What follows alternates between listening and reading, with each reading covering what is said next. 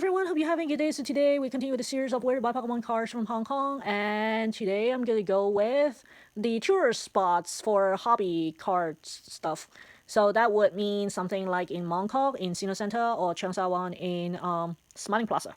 So one thing you need to notice for those stores, those hobby stores, Hong Kong rent is expensive. So for the most cases, people they have two types of store. One is gazebo, like gazebo in Senior Center. Basically, they just rent a locker or cubicle or whatever you call it, and they basically just rent that space. The staff there has probably like no knowledge or care less about Pokemon. If you ask them, do you have this card? They most likely say, I don't know. So because they don't have sales commission per se, most of it's like renting at little cubicles. So they have no incentive to really like dig in. They might know the seller and know the seller like what type of cards they have. Like for example, if you go to Smiley Plaza, they will be like, oh, there's like 50 albums in their like bookshelves of people putting their albums for sale with cars. They will be able to say, okay, album 20 and 25 has more of this type of cards because they're not, those people are maybe more knowledgeable, especially in Smiling Plaza. They are more knowledgeable and they can point you to the right direction in that sense. But you still have to dig. Like you literally need to dig. And for most part, as you're digging, you're trying to get minty card, right?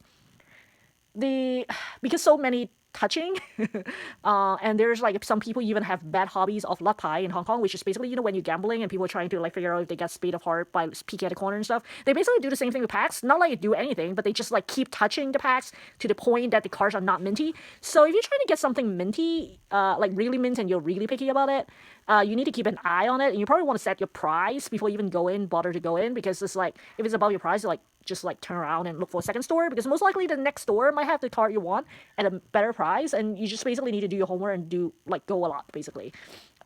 Store on the same floor next door can mean 10 Hong Kong dollars versus 20 Hong Kong dollars. That's what happened to me. And for the Witini, the example was crazy. It was like 300 Hong Kong dollars versus 180, I believe, Hong Kong dollars. 180 is below market price, by the way. 300 was the eBay price. Ish. Technically slightly cheaper, but it's ish, right? So if you have to carry all the way, you might as well, if you have a good seller that you know of on eBay, you don't have to do the carrying, and you know, get a better price. Like unless you really want a card and you just want to physically see it, that's when you kind of go to those second category stores to get it. And Smiling Plaza is definitely a recommended place. The catch is most of those places don't open until really late. Actually, even Sino Center, but like most of those stores did not open until late, because most of the cases those store owner equal, how should I put it? They have two jobs. So they own the shop because that was the hobby, especially for people in Smiling Plaza. Those owners, this is their hobby. They have a real job in the daytime. So they don't open their store until late because that's their hobby store. So that's the other thing. So you basically go there late. And you can do whatever you want in the daytime. As a tourist, that works well potentially. So that's the other thing to watch out for.